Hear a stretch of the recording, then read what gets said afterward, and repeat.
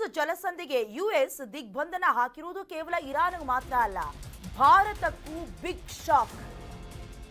Hormuz ಜಲಸಂಧಿಗೆ US ಈಗಾಗಲೇ ಬೇಲಿ ಹಾಕಿದೆ, ದಿಗ್ಬಂಧನವನ್ನ ಮಾಡಿಕೊಂಡಿದೆ. ಇದು ಭಾರತಕ್ಕೆ ಆಘಾತವನ್ನ ತಂದೊಡ್ಡಿದೆ. ಮತ್ತೆ ಗ್ಯಾಸ್ ಟ್ರಬಲ್ ಭೀತಿಯನ್ನ ಎದುರಿಸುವ ಪರಿಸ್ಥಿತಿಯಲ್ಲಿ ಭಾರತ ಇದೆ. ಭಾರತ ಸೇರಿ ಕರ್ನಾಟಕದಲ್ಲೂ ಆತಂಕ ಹೆಚ್ಚಾಗ್ತಾ ಇದೆ. ಜಲಸಂಧಿಯಲ್ಲಿ ಸುಮಾರು 15 ಹಡಗುಗಳು ಸಿಲುಕಿ ಹಾಕೊಂಡಿದೆ. ತೈಲ ಹಾಗೆ ಗ್ಯಾಸ್ ತುಂಬಿದ 15 ಹಡಗುಗಳು ಲಾಕ್ ಆಗಿದೆ. ಭಾರತದ ಶಿಪ್ಗಳನ್ನ ಯುಎಸ್ ನೌಕೆ ತಡೆಯುವ ಸಾಧ್ಯತೆ ಇದೆ. ಇರಾನ್ನಿಂದ ತೈಲ ಇಂಧನವನ್ನ ಭಾರತ ಖರೀದಿಸುತ್ತಿದೆ. ಈ ಹಿಂದೆ ಕೂಡ ಇರಾನ್ ನಮ್ಮ ಜೊತೆ ಸ್ನೇಹ ಸಂಬಂಧವನ್ನ ಬಹಳ ಚೆನ್ನಾಗಿ ಇಟ್ಕೊಂಡಿದೆ ಭಾರತ. ಹಾಗಾಗಿ ನಂದಾದೇವಿ ಹಾಗೆ ಶಿವಾಲಿಕ್ ಹಡಗುಗಳನ್ನ ಸಾವಿರಾರು ಮೆಟ್ರಿಕ್ ಟನ್ ಹೊಂದಿದಂತಹ ಹಡಗುಗಳನ್ನ ಭಾರತದ ಧ್ವಜವನ್ನ ನೋಡಿದ ನಂತರದಲ್ಲಿ ಬಿಟ್ಟು ಕಳಿಸಿತ್ತು. ಬಟ್ ಈಗ ಯುಎಸ್ ಈಗಾಗಲೇ ದಿಗ್ಬಂಧನವನ್ನ ಹೇರಿದೆ. ಹೀಗಾಗಿ ಭಾರತಕ್ಕೆ ಮತ್ತಷ್ಟು ಗ್ಯಾಸ್ ಟ್ರಬಲ್ನ ಭೀತಿ ಎದುರಾಗ್ತಾ ಇದೆ. ಬಹಳಷ್ಟು ಸಮಸ್ಯೆಯನ್ನ ನಾವು ತೀರಾ ಹತ್ತಿರದಲ್ಲಿ ನೋಡ್ಬಿಟ್ಟಿದೀವಿ. ಸೊ ಈಗ ಹೊರ್ಮುಜ್ ಜಲಸಂಧಿಯಲ್ಲಿ 15 ಹಡಗುಗಳು, ಅದರಲ್ಲೂ ಕೂಡ ತೈಲ ಗ್ಯಾಸ್ ತುಂಬಿರುವ ಹಡಗುಗಳು ಲಾಕ್ ಆಗಿದೆ. ಇದೀಗ ಇರಾನ್ನ ಸ್ವಾಯತ್ತತೆಯಲ್ಲಿ ಇಲ್ಲ. ಬೇಲಿ ಹಾಕಿದ ನಂತರದಲ್ಲಿ ಕಂಪ್ಲೀಟ್ ಆಗಿ ಅಮೆರಿಕ ಅದನ್ನ ಹ್ಯಾಂಡಲ್ ಮಾಡುತ್ತೆ. ಸೊ ಹಾಗಾಗಿ ಭಾರತಕ್ಕೆ ಬಹಳಷ್ಟು ಸಮಸ್ಯೆ ಎದುರಾಗುವ ಸಾಧ್ಯತೆ ಇದೆ. ಜೊತೆಗೆ ಇರಾನ್ನಿಂದ ತೈಲ ಇಂಧನವನ್ನ ಭಾರತ ಖರೀದಿ ಮಾಡ್ತಾ ಇರೋದ್ರಿಂದ ಈ ಹಿಂದೆ ರಷ್ಯಾ ನಾವು ಸಹಾಯಕ್ಕೆ ಬರ್ತೀವಿ ಅಂತ ಹೇಳಿದ್ರು. ಆದ್ರೆ ಯಾರು ಕೂಡ ಕ್ಯಾಲ್ಕುಲೇಟ್ ಮಾಡಿರ್ಲಿಲ್ಲ ಇದು ತಿಂಗಳ ನಂತರವೂ ಕೂಡ ಯುದ್ಧದ ಭೀಕರತೆ ಇಷ್ಟು ದೊಡ್ಡ ಮಟ್ಟಿಗೆ ಆಗತ್ತೆ ಅಂತ. ಹಾಗಾಗಿ ಒಂದು ಕಡೆ ಕಚ್ಚಾ ತೈಲ ಇಲ್ಲಿದೆ, ಪೆಟ್ರೋಲ್ ಡೀಸೆಲ್ ಇಲ್ಲಿದೆ, ಗ್ಯಾಸ್ ಇಲ್ಲಿದೆ. ಬಹಳಷ್ಟು ಸಮಸ್ಯೆಗಳಿಗೆ ತತ್ತರಿಸುವಂತ ಸಾಧ್ಯತೆ ಭಾರತಕ್ಕೂ ಇದೆ, ಈವನ್ ಕರ್ನಾಟಕಕ್ಕೂ ಇದೆ. ಈಗಾಗಲೇ ಆಟೋ ಸಮಸ್ಯೆ ಅಂತೂ ತೀರೋದಕ್ಕಾಗೋದಿಲ್ಲ. ಆ ರೀತಿಯ ಪರಿಸ್ಥಿತಿಯಲ್ಲಿ ಈಗ ಯುಎಸ್ ಮಾಡಿರುವಂತಹ ಮತ್ತೊಂದು ಕುತಂತ್ರ ಬೇರೆ ಬೇರೆ ದೇಶಗಳು ಸೇರಿದಂತೆ ಭಾರತಕ್ಕೂ ದೊಡ್ಡ ಮಟ್ಟಿಗೆ ಆತಂಕವನ್ನ ಸೃಷ್ಟಿಸುತ್ತಿದೆ.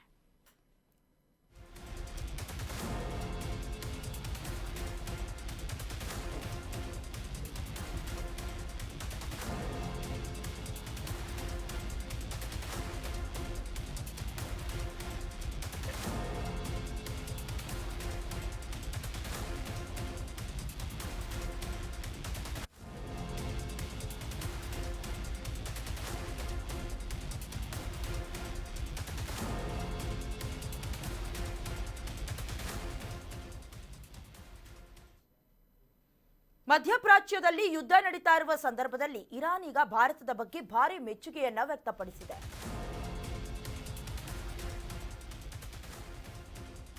ಭಾರತದ ಬಗ್ಗೆ ಭಾರಿ ಮೆಚ್ಚುಗೆ ವ್ಯಕ್ತಪಡಿಸಿದೆ ಇರಾನ್.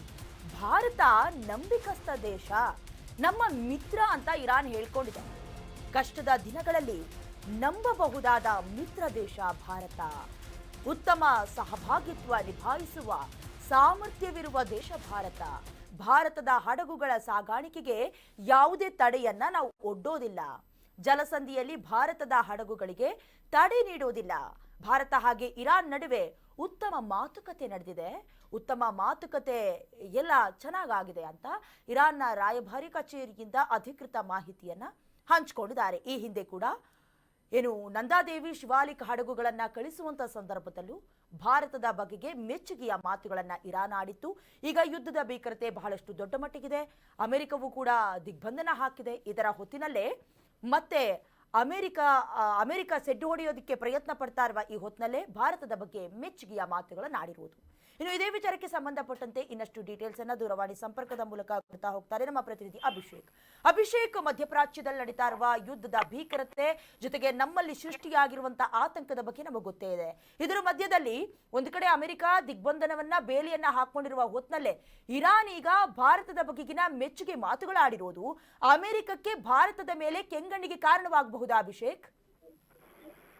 ಖಂಡಿತ ಒಂದು ಕಡೆ ಅಮೆರಿಕ ಮತ್ತು ಇರಾನ್ ನಡುವೆ ಆಂತರಿಕವಾಗಿ ಒಂದಷ್ಟು ಸಂಘರ್ಷಗಳಿಗೆ ಕಾರಣ ಆಗಿದೆ. ಆ ಒಂದು ಸಂಘರ್ಷ ಇರಾನ್ ಕೊಟ್ಟಿರ್ತಕ್ಕಂಥ ಹೇಳಿಕೆ ಮೇರೆಗೆ ಇದೀಗ ಅಮೆರಿಕ ಭಾರತ ಕೆಂಗಣ್ಣಿಗೆ ಗುರಿಯಾಗಿದೆ ಅನ್ನುವಂತ ಒಂದು ಮಾತುಗಳು ಕೇಳಿ ಬರ್ತಾ ಇದೆ. ಕಾರಣ ಇಷ್ಟೇ, ಹೊರ್ಮುಜ್ ಜಲಸಂಧಿಯಲ್ಲಿ ಇರಾನ್ ಹಡಗಿಗಳಿಗೆ ಪ್ರತಿ 18 ಕೋಟಿ ಟ್ಯಾಕ್ಸ್ ಹಾಕುವಂತ ಒಂದು ನಿರ್ಧಾರಕ್ಕೆ ಅಮೆರಿಕ ವಿರೋಧನ ವ್ಯಕ್ತಪಡಿಸಿತು. ನಂತರ ಹೊರ್ಮುಜ್ ಜಲಸಂಧಿಯಲ್ಲಿ ಇರಾನ್ಗೆ ಸಂಬಂಧಪಟ್ಟಂತ ಯಾವುದೇ ಹಡಗುಗಳನ್ನ ಸಾಗಿಸುವಂತ ಸಂದರ್ಭದಲ್ಲಿ ಅದಕ್ಕೆ ಕ್ರಮೇಣ ಎಲ್ಲಾ ಒಂದು ಹಡಗುಗಳಿಗೆ ನಿರ್ಬಂಧ ಹಾಕಿ ಒಂದಷ್ಟು ಪ್ರಶಸ್ತ್ರವಾಗಿ ಅಮೆರಿಕ ತನ್ನ ಒಂದು ದಬ್ಬಾಳಿಕೆಯನ್ನ ಮುಂದುವರೆಸಿತ್ತು. ಇದಕ್ಕೆ ಪ್ರತೀಕಾರವಾಗಿ ಇರಾನ್ನ ರಾಯಭಾರಿ ಆಗಿರ್ತಕ್ಕಂತ ಪ್ರಮುಖ ಅಧಿಕಾರಿಗಳು ಭಾರತದ ಬಗ್ಗೆ ವಿಶ್ವಾಸ ವ್ಯಕ್ತಪಡಿಸಿದ್ರು. ಯಾಕಂತಂದ್ರೆ ಭಾರತ ಈ ಒಂದು ಯುದ್ಧದ ಸಂದರ್ಭದಲ್ಲಿ ಯಾವುದೇ ರೀತಿಯ ಒಂದಷ್ಟು ಗೊಂದಲಾತ್ಮಕ ಆಗಿ ಅಥವಾ ತಮ್ಮ ಒಂದು ನಡೆಯನ್ನ ಆಕ್ರೋಶ ಮುಖಾಂತರ ವ್ಯಕ್ತಪಡಿಸುವ ಒಂದು ಗೋಜಿಗೆ ಹೋಗಿಲ್ಲ. ಇಂತಹ ಒಂದು ಸಂದರ್ಭದಲ್ಲಿ ಇರಾನ್ಗೆ ಅತ್ಯಂತ ನಂಬಿಕಸ್ಥ ದೇಶ ಅಂದ್ರೆ ಅದು ಭಾರತ ದೇಶ. ಯಾಕಂತಂದ್ರೆ ಇಡೀ ಒಂದು ಯುದ್ಧದ ಒಂದು ಸಂದರ್ಭದಲ್ಲಿ ಭಾರತ ದೇಶ ನಮ್ಮ ಜೊತೆಗೆ ನಿಂತಿದ್ದು, ಜೊತೆಗೆ ಆ ಒಂದು ದೇಶದಿಂದ ನಮ್ಗೆ ಯಾವುದೇ ರೀತಿಯ ಒಂದು ಗೊಂದಲಾತ್ಮಕ ಆಗ್ಲಿ ಅಥವಾ ಅನಿವಾರ್ಯತೆಯ ಒಂದು ಸಂಘರ್ಷ ಆಗ್ಲಿ ಯಾವ್ದು ಕೂಡ ಎದುರಾಗಿಲ್ಲ. ಹೀಗಾಗಿ ನಾವು ಅವರಿಗೆ ತೈಲ ರಿಲೀಸ್ ಮಾಡೋದ್ರಲ್ಲಿ ನಮ್ಗೆ ಯಾವುದೇ ರೀತಿಯ ಒಂದು ಸಮಸ್ಯೆ ಆಗುದಿಲ್ಲ ಅನ್ನುವಂತ ಒಂದು ನಂಬಿಕಸ್ಥ ಮಾತುಗಳನ್ನ ಇರಾನ್ ರಾಯಭಾರಿ ಹೇಳಿರುವಂತದ್ದು. ಇದಕ್ಕೆ ಪ್ರತೀಕಾರವಾಗಿ ಅಮೆರಿಕ ಎಲ್ಲೊಂದ್ ಕಡೆ, ಯಾಕಂತಂದ್ರೆ ಜಾಗತಿಕ ಮಟ್ಟದಲ್ಲಿ ಅಮೆರಿಕ ಯಾರಿಗೂ ಕೂಡ ಒಂದಷ್ಟು ವಿಶ್ವಾಸಾತ್ಮಕ ದೇಶಗಳನ್ನ ಪರಿಗಣಿಸುವುದಿಲ್ಲ. ಅದರಲ್ಲೂ ಕೂಡ ಜಾಗತಿಕ ಮಟ್ಟದಲ್ಲಿ ಭಾರತ ದೇಶ ಅನುಸರಿಸಿರ್ತಕ್ಕಂತ ನೀತಿ ಏನಿದೆ ಆ ಒಂದು ನೀತಿಗೆ ಅಮೆರಿಕ ನಿರಂತರವಾಗಿ ವಿರೋಧ ವ್ಯಕ್ತಪಡಿಸಲೇ ಇತ್ತು.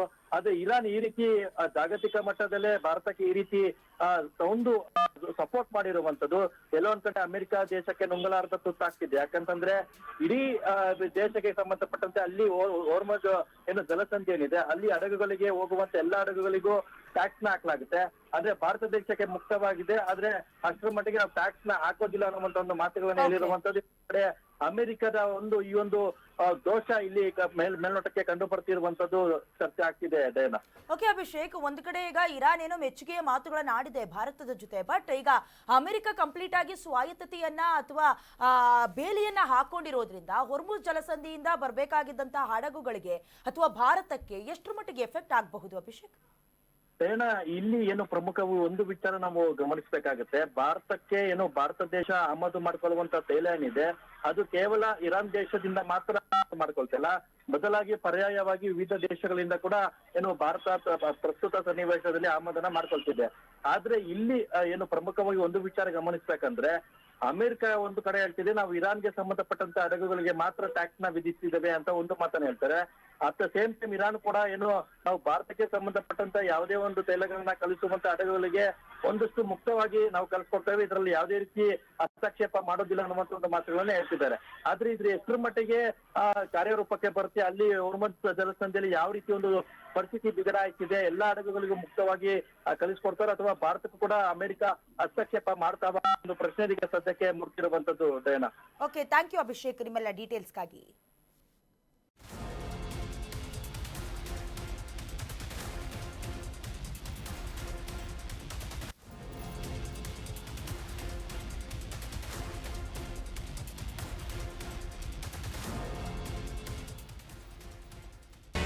ಕರ್ನಾಟಕ ನ್ಯೂಸ್ ಬೀಟ್ ಫಾಲೋ ಮಾಡಿ, ಸಬ್ಸ್ಕ್ರೈಬ್ ಮಾಡಿ.